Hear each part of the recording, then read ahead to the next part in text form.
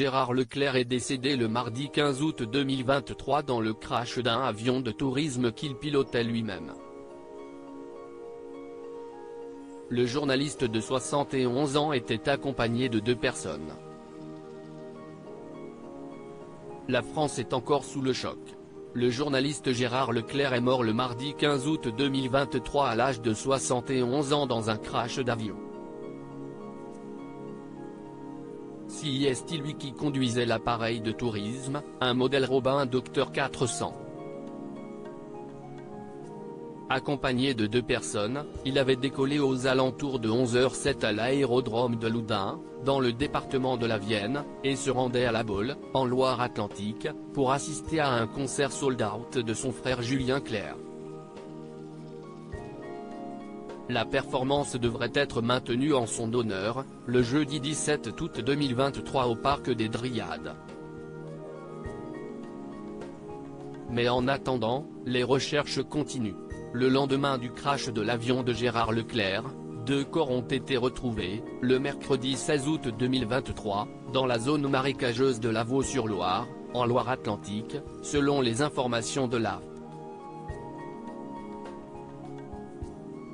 Ils ont été repêchés à la mi-journée et n'étaient pas identifiés en début d'après-midi. BFM TV précise, de son côté, que l'identité du pilote a finalement pu être confirmée. Quant à l'autre dépouille, les 2 victimes de l'accident ont été conduites à l'Institut médico-légal pour reconnaissance, indique BFM TV. On sait que Gérard Leclerc conduisait avec, à ses côtés, Michèle Monory, la fille de l'ancien ministre et président du Sénat René Monory, ainsi qu'une amie de celle-ci. 2 enquêtes ont été ouvertes pour comprendre les causes de l'accident, alors que l'avion n'a pas émis de message d'alerte, précise RTL.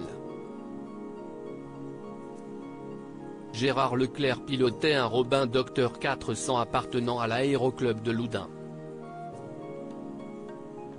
Rien ne laissait présager qu'un tel drame allait se dérouler. À 11h37, le journaliste avait même annoncé à la tour de contrôle de l'aéroport de Nantes qu'il entrait dans l'espace aérien de Saint-Nazaire. Mais il n'a plus donné d'autres signes. Il n'a émis aucun message de détresse, précise-t-on dans un communiqué rédigé par le parquet de Saint-Nazaire. Les données de vol disponibles permettent de suivre la trajectoire de vol jusqu'à 11h42, heure à laquelle il a disparu des radars. Il était alors localisé à proximité de Lavaux-sur-Loire.